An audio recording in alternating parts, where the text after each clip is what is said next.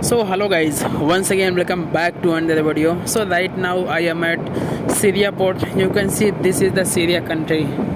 So today it's 15 अगस्त. सबसे पहले आप सबको happy independence day. So guys आज की वीडियो में मैं बताने जा रहा हूँ आखिर मुझे एक बड़े जहाज़ पे पहुँचने में आखिर 4 साल क्यों लग गए. सो मैंने जीपी रेटिंग 2022 में किया, January to June batch. And GP rating course करने के बाद जो है जून में ख़त्म हुआ.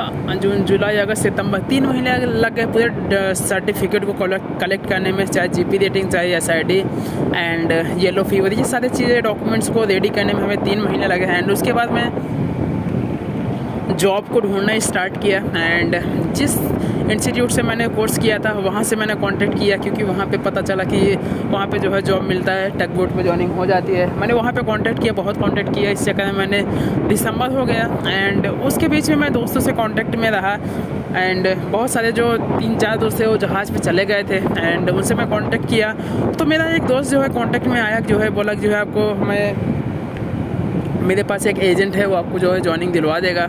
एंड आपको जो है पहले टग बोट भेजेगा एंड उसके बाद जो है आपको बड़े जहाज़ में भेज देगा. सो मैंने उस पर भरोसा करके एंड मैंने उसके अकाउंट में जो है, मतलब उसके अकाउंट में, दोस्त के अकाउंट में नहीं, बट जो दोस्त ने नंबर दिया था वो लड़के का, एंड उसने किसी और के अकाउंट में पैसा डलवा दिया. मैंने उस पैसा डाल दिया एंड मैं निकल गया. मेरी गुजरात से ज्वाइनिंग थी एंड मैं ज्वाइनिंग किया तो वहाँ मुझे आर्टिकल वगैरह कुछ मिला नहीं. एंड इस तरह से मेरा 6 महीने ऐसे और बर्बाद हो गए. तो आप समझ के चलते 1 साल मेरे ऐसे ही बर्बाद हो गए. वहाँ पे मुझे कोई आर्टिकल नहीं मिला एंड मैंने पैसा भी वहाँ पे जो है अपना लॉस किया एंड टाइम भी बर्बाद हुआ.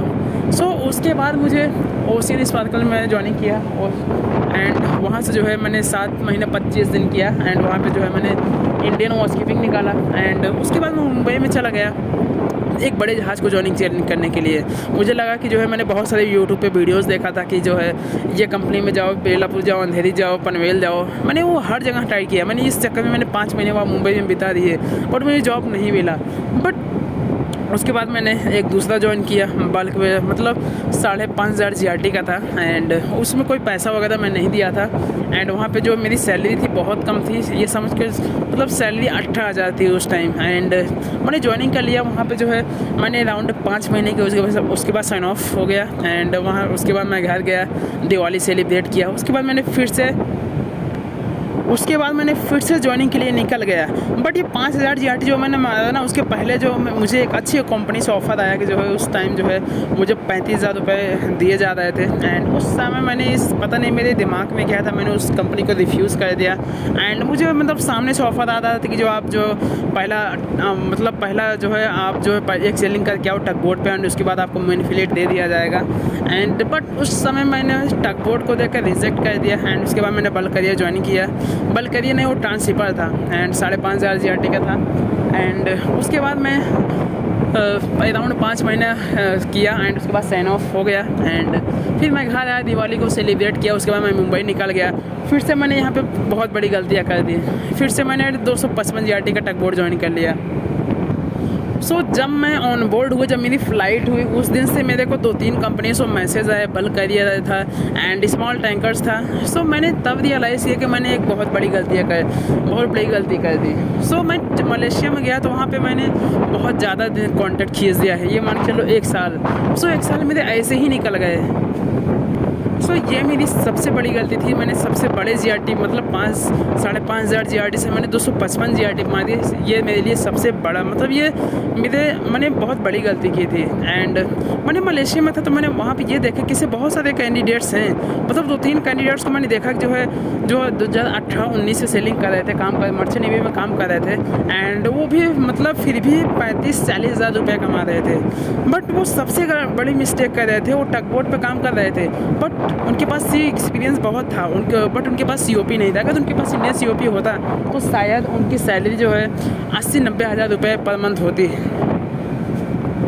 सो अगर आप टग बोट पे काम कर रहे हो ना, तो ये मत देखो भाई GRT छोटा है बड़ा है, ये सब मत देखो. क्योंकि अगर आपके पास इंडियन COP है ना, तो ऐसे बहुत सारी कंपनियां हैं जो आपको जो है 750 से जो है $1,100 तक देंगे. सो प्लीज़ ये गलती मत करो. एंड उसमें कोई लिमिटेशन वगैरह नहीं आता है भाई, क्योंकि मैंने भी टग बोट से ही वॉच कीपिंग निकाला है. एंड उसमें ऐसा कुछ भी नहीं था. सो टग बोट से मैंने साइन ऑफ किया, तो मैंने इंडियन COP अप्लाई नहीं किया इसलिए क्योंकि लिमिटेशन आ जाएगा। बट मैंने फिर से मैं यहाँ पे ज्वाइनिंग कर लिया, एक बड़ा जहाज़ मुझे मिला तो मैंने यहाँ पे ज्वाइनिंग कर लिया। सो आज के टाइम पे बड़ा जहाज़ मतलब फ्री में तो नहीं मिलता, मैंने भी इस पर कुछ पैसा दिया है। एंड अगर हम बात करें तो मान के चलो 1 लाख रुपये से मैंने कम ही दिया है, 1 लाख रुपये तक नहीं गया है। एंड सो जब मैं ऑन बोर्ड आया तो मुझे पता चला कि जो है टग बोट से भी आप इंडियन COP अप्लाई करो, कोई दिक्कत नहीं होता है। मैंने सोचा कि जो है मतलब मैं COP इसलिए अप्लाई नहीं किया, मैं सोचा कि जो है एक बड़ा जहाज़ मार के आता हूँ, उसके बाद जो है मैं इंडियन COP अप्लाई करूँगा, उसमें कोई लिमिटेशन वगैरह नहीं आएगा। जब मैं जहाज़ पे था तो मुझे पता चला कि जो है भाई टग बोट से भी अगर आप इंडियन COP निकालते हो ना तो उसमें कोई लिमिटेशन वगैरह नहीं आता है। तो मैंने जो है अपने एजेंट को जो है टारबुक जो है अपना को दे दिया। एंड उसके बाद जो है उसको बोल दिया कि भाई अप्लाई कर दो, उसको पैसा दे दिया, सब कुछ दे दिया, पैसा वगैरह सब कुछ दे के आ गया। एंड जब मेरा जहाज़ पे 4 महीना कंप्लीट होने वाला था, नहीं अराउंड 3.5 महीने होने वाला था, मेरा इंडियन COP आया। एंड मैं तब मैच के जो इस जहाज़ पे 3 ऑयलर हैं मुझे मिला के 3 ऑयलर हैं। एंड जब मैं उन दोनों ऑयलर्स के COP से मैं मैच किया ना तो मैंने देखा भाई इसमें कोई लिमिटेशंस वगैरह नहीं, सब कुछ सेम है, क्योंकि वो दोनों ऑयलर थे वो बड़े जहाज़ पे सेलिंग कर और मतलब बड़े जहाज़ पे काम करके अपना इंडियन COP निकाले थे, मैं टग बोट से निकाला था। सो भाई ऐसा कोई डिफरेंसेस नहीं, कोई लिमिटेशंस वगैरह नहीं आ रहा है। एंड उसके बाद भी अगर टग बोट पे आप काम कर रहे हैं तो आपके पास अगर इंडियन COP है, किसी एजेंट को अगर आप पकड़ते हो ना, थोड़ा बहुत पैसा देते हो ना, तो भाई आपकी जो है सैलरी भी अच्छा होगा, मतलब सब कुछ अच्छा हो जाएगा भाई। आप बड़े जहाज़ आपको मिलेगा, ऐसा नहीं कि ऐसे बहुत सारे लोग बोलते हैं कि टग बोट से अगर आपने काम किया तो बड़े कंपनियाँ नहीं लेगी, बड़े जहाज़ पे आप नहीं जा सकते। भाई ये सब झूठ है, ये सब एक भ्रम है। सो आखिर अब फाइनल कंक्लूजन पे आता है कि इतना टाइम क्यों लग गया।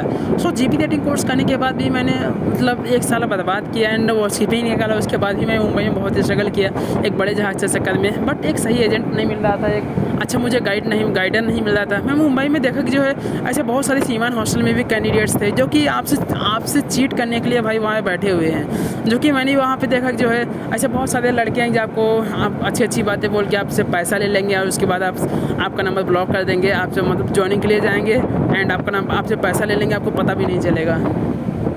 सो जब मैं सीमान हॉस्टल में रह रहा था तो मैंने बहुत सारे कैंडिडेट से कांटेक्ट कर लिया था जो कि अच्छे जहाज़ पे सेलिंग कर रहे, बड़े जहाज़ पे सेलिंग कर रहे थे। बोले जो है तुम्हारा जो है इस कंपनी में करवा दूंगा, मैं ये करवा दूंगा, वो करवा दूंगा। मैंने उसे पैसे भी दिए, भाई 5-10 हज़ार रुपये मेरा करवा दो, ये करवा दो। बट आज तक मेरा वो जो है मतलब उन्होंने कोई मतलब उनके माध्यम से मैं इस बड़े जहाज़ में तो नहीं आया भाई, क्योंकि ऐसे जो मैं कुछ बंदों को जब कुछ कैंडिडेट्स को मैं पैसा दिया था ना 5,000 6,000 ऐसे करके, किसी को 2,000 किसी को 5,000 ना, बट आज भी वो पैसा मेरे पास रिटर्न नहीं आया है, ना ही मैं बड़े जहाज़ पे उनके माध्यम से गया है। ये तो मैं अपने स्ट्रगल से आया हूँ यहाँ तक। सो भाई आखिर मैं बताना क्या चाहता हूँ भाई, इस लाइन में जो है ना किसी को भी पैसा दो ना बहुत सोच समझ के भाई, कोई हेल्प नहीं करता है ऐसे सोच के कि किसी को कांटेक्ट में आप रहोगे वो आपको बड़ा जहाज़ दिलवा देगा भाई, ऐसे इस भ्रम में आप मत रहो भाई। सो मैं हर वीडियो के माध्यम से मैं उस सच्चाई, उस रियलिटी को बताने की कोशिश कर रहा हूँ, चाहे मर्चेंट नेवी की अच्छाई हो चाहे बुराई हो, आखिर काम क्या होता है एंड काम क्या होता है, सैलरी क्या होती है, आखिर कैसे मैंने अपने कैरियर टग बोट से स्टार्ट करके बड़े जहाज़ पे आया, आखिर कैसे आप अपना करियर स्टार्ट कर सकते हो एंड क्या क्या मिस्टेक आपको नहीं करना चाहिए, आप कैसे एक बड़े जहाज़ पे पहुंच सकते हैं।